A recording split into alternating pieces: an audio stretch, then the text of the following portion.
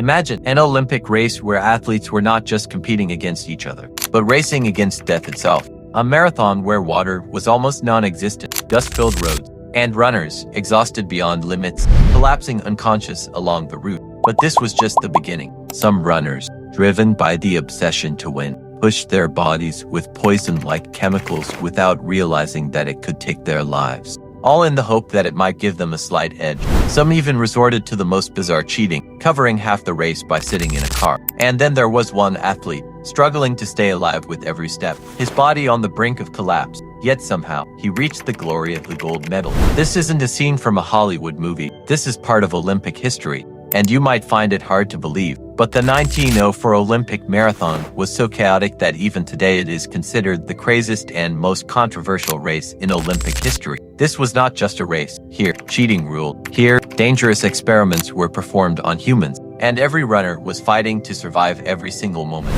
And the most shocking fact, out of 32 runners who started, only 14 crossed the finish line. So what actually happened that day that made it the strangest and most dangerous marathon in Olympic history? In today's video, we'll go step by step through the full story of that day. And believe me, as the story unfolds, you'll have to ask yourself, was this really reality or just the script of a dark comedy film? First, let's get a little background. The 1904 Olympics were held in St. Louis, USA. These Olympics were controversial from the very start. Back then, travel wasn't easy at all, so many athletes from Europe couldn't make it to America. The result, most of the competition was between American athletes. But the event that drew the most attention was the marathon. The marathon has always been considered the most iconic Olympic event, a race that tests a human's endurance, willpower, and limits. But the 1904 marathon turned into more than just a test of endurance. It became a fight for survival. The race began on August 30th, 1904. The temperature was around 32 degrees Celsius, 90 degrees Fahrenheit,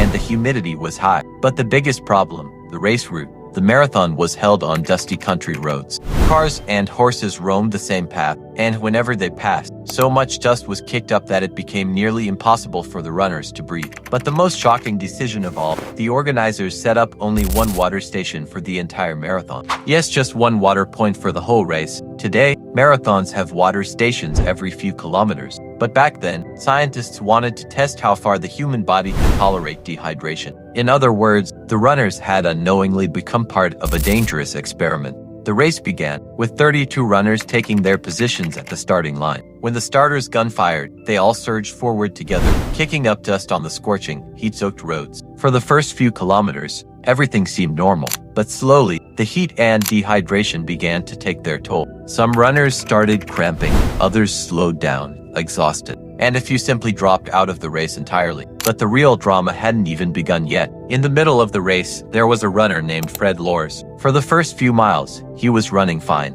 But then, severe cramps hit his legs, and he couldn't continue running. At this point, most runners would have withdrawn from the race. But Fred had a different plan. He hitched a ride in a car. Yes, Fred Lors traveled nearly 17 kilometers by car. When the car broke down, he jumped back onto the road and ran the final stretch, crossing the finish line. The stadium erupted in cheers. The crowd believed the winner had arrived. Fred Lors was almost awarded the gold medal. Then, the truth came out. A spectator shockingly informed the organizers that Fred had completed half the race by car. In an instant, his medal was stripped, and he was branded with Olympic fraud, a lifetime ban that was later lifted. By that time, the race had already become far crazier and more unbelievable than anyone could have imagined. Now, let's talk about the runner who officially won the race, Thomas Hicks. But his victory story will leave you astonished, because this win was far from a normal marathon victory. By the end of the race, Thomas Hicks was completely exhausted. Every muscle, every breath was a struggle. To help him,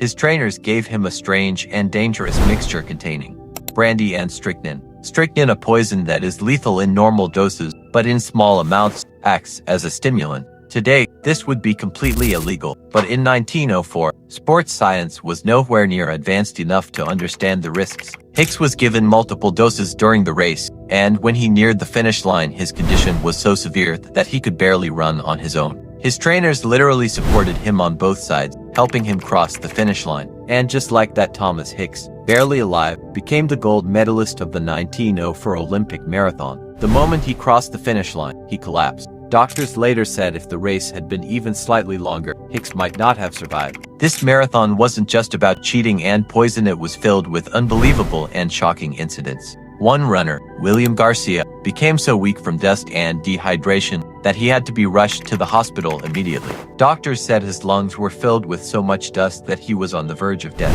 And then there was another runner, Andrew Carvajal from Cuba, so hungry and exhausted during the race that he stopped midway to eat apples. The problem? The apples were rotten and old. After eating them, severe stomach cramps took over, and he collapsed to the side of the road and fell asleep. But a little later, Carvajal got back up and continued the race. And believe it or not, he still managed to finish in 4th place. Watching all this, it's easy to see this race wasn't just running. It had become an extreme survival challenge. Out of the 32 runners, only 14 managed to reach the finish line. The rest either collapsed or dropped out of the race. This marathon was so dangerous that even today, historians call it the most chaotic race in Olympic history. But this race also taught an important lesson. Sports are not just entertainment. The safety of athletes must always come first. Because of this, in later Olympics, water stations, medical teams, and proper race conditions were made mandatory.